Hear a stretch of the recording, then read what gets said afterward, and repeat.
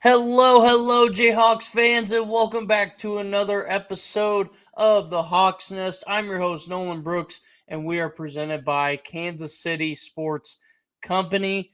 Episode 1 and 2, real awesome basketball coverage there. Go back and give those a listen to.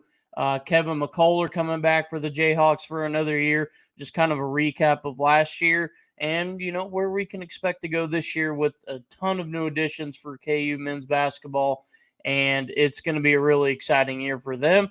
But that was the first two episodes. Episode 3, let's get into some KU football. Just kind of a recap we're going to start off with here.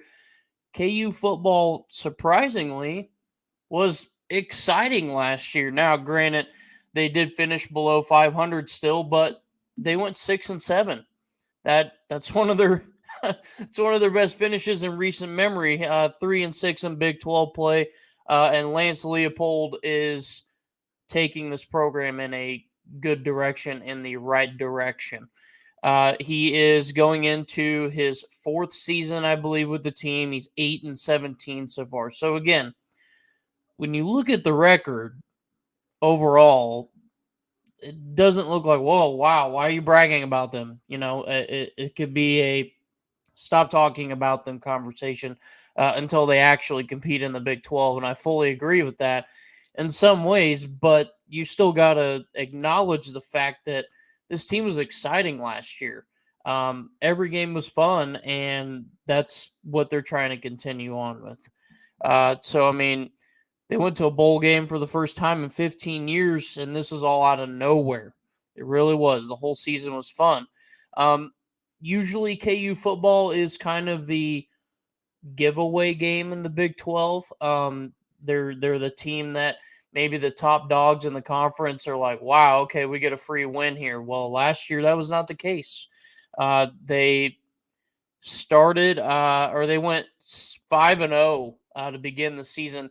Everybody was talking about how they needed to be ranked in the top 25 and pushing that narrative real heavily. And eventually, I believe they did get into the top 25. I think they maybe got up to 23 or 24, something like that. Nothing too crazy, uh, but they still lost 7 of their last 8 games, and they still have not had a winning season since their 2008 run, which was an anomaly for them. So 6-7 finish, but let's talk about how the actual season finished off, because that was just an insane way to end the season. And I mean, the more you go back and look at this last game versus Arkansas, even though it was a loss, was arguably one of the best college football games of last season. So Arkansas came out on top 55-53 in a triple overtime thriller. I mean, this game broke like over 15 something record, something crazy like that, where it was an insane number of records to where it was like, wow, what happened? A 55-53 game, yeah, that's high scoring. That's over 80 points. Uh, but how on earth could you watch a game like that and think that it was that interesting? But then you go back and look at the score, and it was one of the most fun games of the season. Jalen Daniels, the story of the afternoon for that game. 37 of 55, 544 yards, 5 touchdowns, and 2 picks. Um, Hell yeah. That I mean, it doesn't get much better than that. And then you go over to the running side of the ball. That's where it was a bit quiet for KU. Devin Neal, their star running back, only 9 carries for 29 yards. Jalen Daniels actually carried more times than Neal did, 14 carries, only 21 yards, but he had the rushing touchdown in that game. So this was a great game for KU. Arkansas looked good early. If you go back and you look at the box score for that game, I mean, Arkansas was up 24-7 after the first quarter. Now, in the SEC, if you get up 24-7, that's like game over. I mean, you basically surrender, and then next quarter was about even, 7-6 in favor of Arkansas.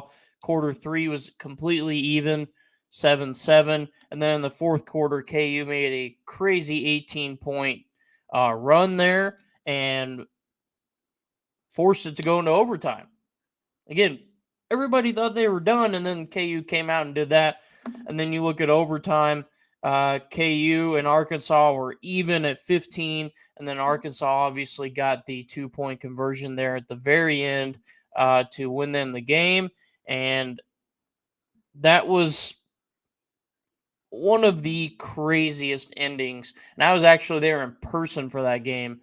That was one of the craziest endings I've ever seen.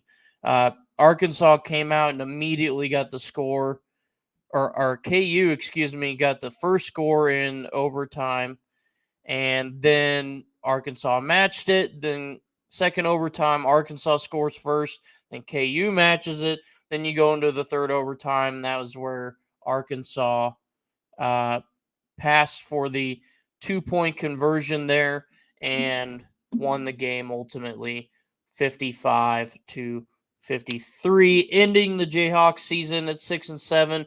Arkansas 7-6, and they win the AutoZone Liberty Bowl. But a lot of positives came out of that for KU. They figured out who they were. Now, obviously, their 5-0 start was what they wanted to continue, and that didn't happen. But this team really gelled, and you got to see them become an exciting team by the end of the season. In the Liberty Bowl, if you go look at it, the total number of records set, or just some of the records set: most total offense by one team, 681 by Arkansas. Most combined points scored, 108 in the Liberty Bowl. Most passing yards by a team in the Liberty Bowl, Kansas with their 544.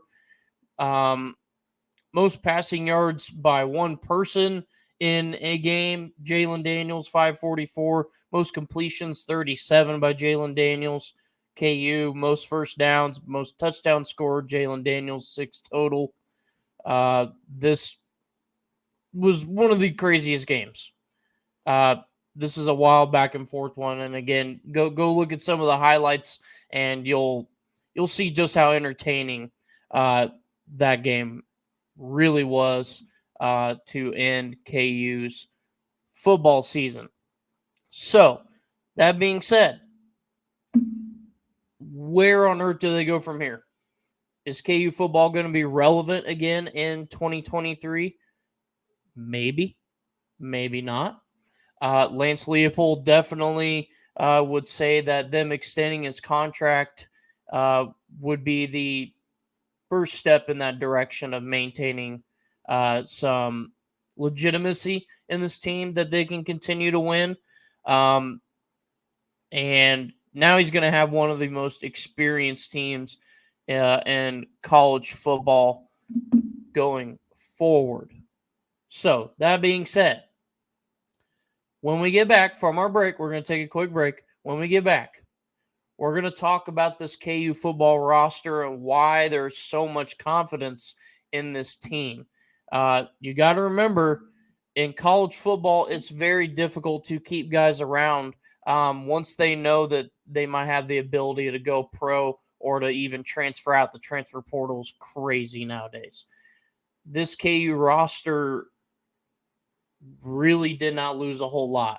And I think that's why Lance Leopold and this coaching staff are so excited for the 2023 season. So again, when we get back, KU football roster, we'll talk about where they're going right here on the Hawks Nest, presented by KC Sports Company. What up, KC? On the heels of yet another Kansas City Super Bowl victory, we have an awesome opportunity for you to broadcast your business to the local Kansas City market. We've created something called Kansas City Sports Company, which is a sports media hub for multiple live shows all of which cover all the local Kansas City teams.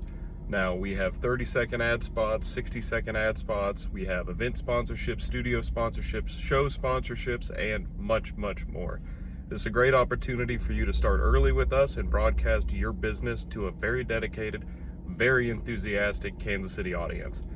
Contact me or hit the Contact Us link on our website to learn more about this opportunity.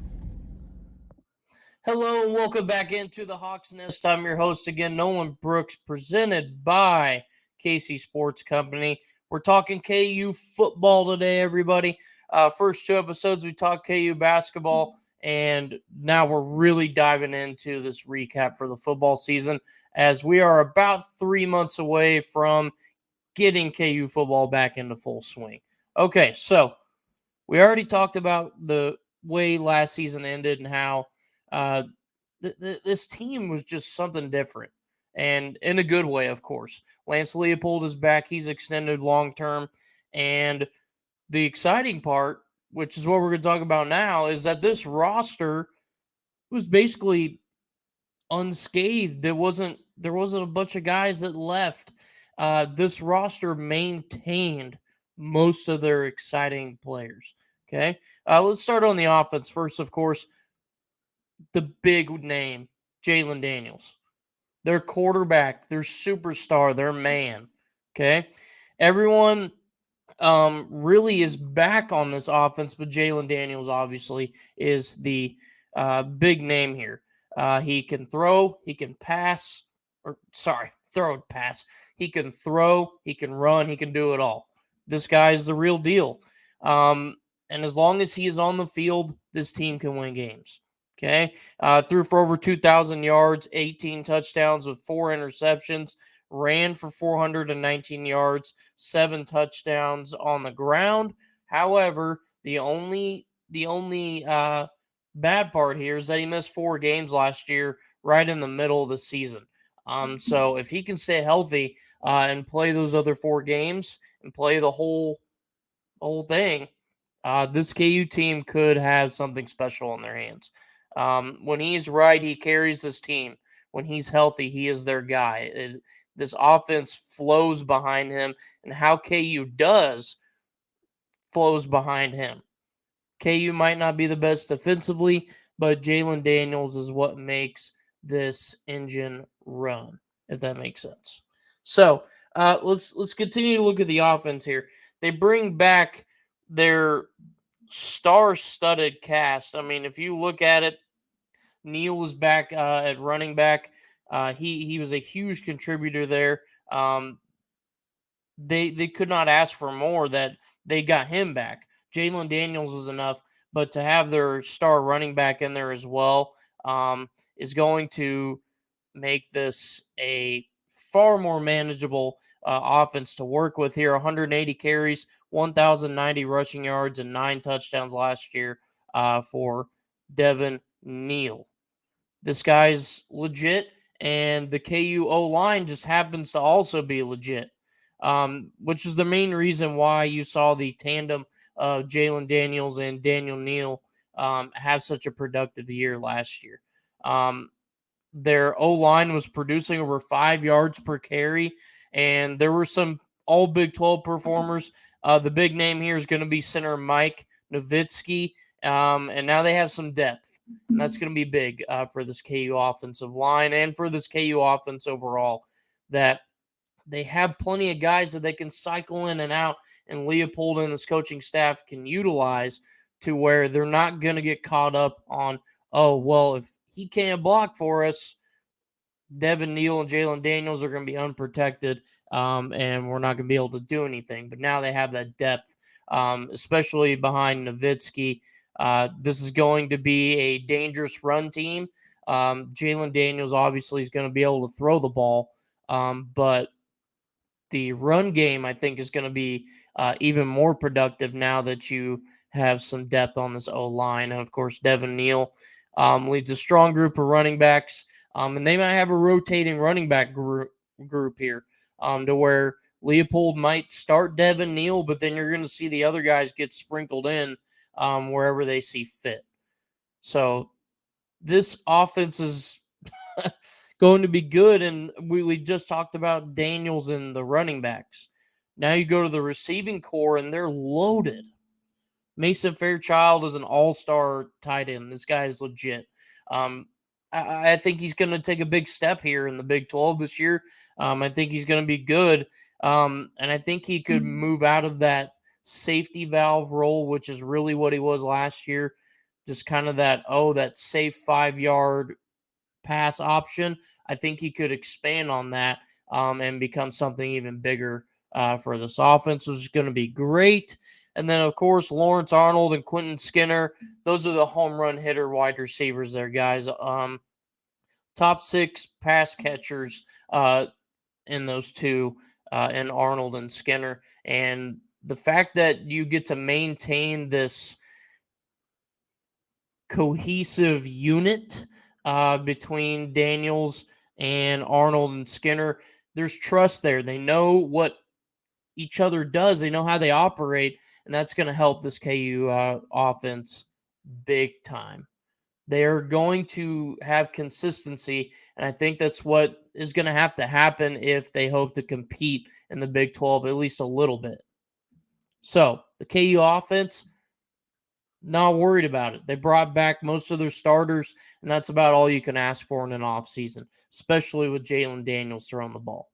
And not to mention, let's not forget him here. Um, they have a pretty good backup quarterback in Jason Bean. I mean, you really don't want to forget about him because if you go back and look at it, Jason Bean came in and played well when Jalen Daniels was out. Maybe KU didn't win as many games as they wanted to with Daniels out, but Jason Bean can ball. Dude is awesome. And he's probably one of the best backup quarterbacks in the Big 12.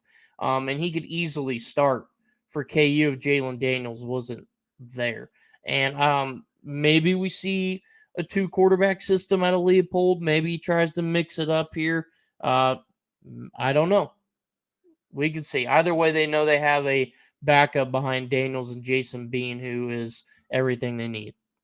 So, the offense completely set. Now let's move over to the defense. Here's where the problem lies. They have to do more. The offense might have been electric, but this defense was allowing 30 points, or they allowed 30 points, 9 times last year. And they really kind of fell off the table there at the end of the season. Last in the Big 12, 126th in the nation, giving up 459 yards per game. That's just not going to fly. It's not going to work. And with the Big 12 adding in a few more new opponents in the coming years, you just can't do that. You can't do it. Otherwise, you're not going to be able to compete. However, KU did manage to get some good help, whether it's with their with the transfer portal or the incoming class. They did get a lot of help. The biggest boost here, I think, is going to be on the defensive line. Their run defense from their 4 guys up front last year was not great. It wasn't even close. And then, in turn, not having a run defense or a good line up front for the run led to some mishaps in the pass rush as well. And they did a lot of work to try and get to the quarterback, and then you just can't have that. That's got to change, and this front four's got to hold up a lot better. That's really all you can say there. The linebacking core is going to be solid for KU. They brought back some good names in Rich Miller and Craig Young, and they brought in some other guys to help too. They're not going to be super big, but they're athletic and they're fast, and they're going to be able to move well enough. I think a lot of their systems are going to work well. They're going to have some good sideline to sideline tacklers this year. That's going to help them. Secondary is going to be a huge plus. All 4 starters back, and Kobe Bryant and Kenny Logan being the best 2 out of that group there.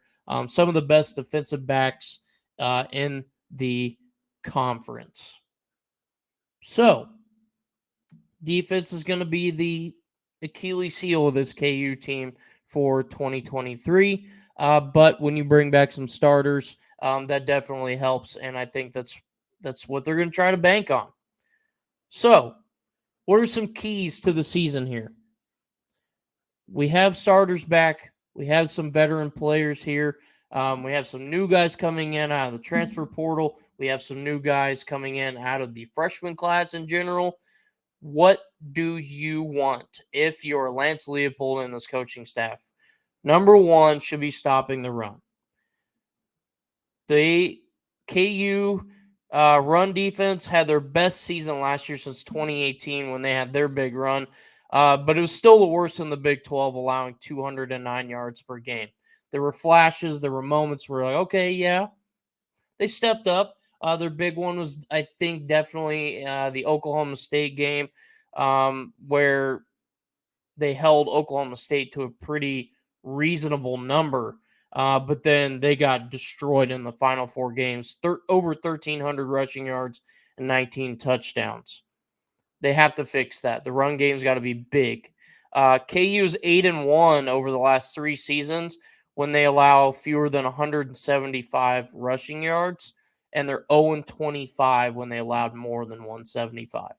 Stop the run. That's number one. Actually, you know what? That's number one. That's the only thing they should really worry about. If they can stop the run, I think it's all going to come together. We already talked about how last year's D line struggled against the run, and then it turned into struggles against the pass rush, or for the pass rush. If they can get the run figured out, that's going to make the pass rush even better and more cohesive, and you're going to see a lot more production on both sides there. Some of their big losses, Logan Brown, obviously, that's an offensive tackle on their offensive line. That's a big loss. And then they lost their linebacker, Eric Gilliard. He transferred to UConn. Both of those guys were pretty big players to lose. So KU definitely had to replace them. They did get DJ Withers, defensive tackle. He's a sophomore. And then Caleb Taylor, defensive tackle. He is a junior. So they beefed up on the D line, which is where they were really struggling. And that's going to be big for them. So that was a lot of information. A lot of new names, a lot of returning names. But KU football has something to look forward to. It's not just basketball season in Lawrence. That's exciting now. Yeah, 6-7 might not be what you want to hear or want to watch, but I think this is just the start of something. I think Leopold has made a culture here that is irreplaceable. And you have to have a consistent production level, especially in the Big 12, to be a legitimate coach and to be a legitimate team. And I think Leopold is going in that direction. You go in and you bring in your returning guys, you bring in some new guys, and you just try to maintain what you already started. And I think Leopold's doing a phenomenal job of that. I think this is going to be a roster worth looking at, or at least keeping an eye on. I don't know if they'll win the Big 12. That's a bit of a stretch. They could, but you know what? No, I'm not even going to go there. Keep an eye on them. See how they do. Look around maybe about 3/4 of the way through the season. Let's see how KU's doing. It would not surprise me if this is another 6-7 win year, which is just fine. It's better than going 0-12 or whatever, you know. It's better than losing all your games, which KU has done, or they've only won 1 or 2 games recently in years past.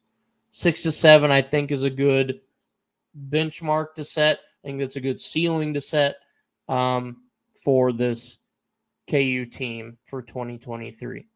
So, basketball season, yeah, get excited for it, but that's a ways away, folks. Football season, we're about 3 months away. This is what you need to start keeping your eye on. Football in Lawrence I'm not saying it's a elite program, but it's something to get excited for now after it hasn't been exciting in years past. So keep that in mind. Go out, get you some tickets to see Jalen Daniels and this group continue to work together. That's going to do it here for episode 3.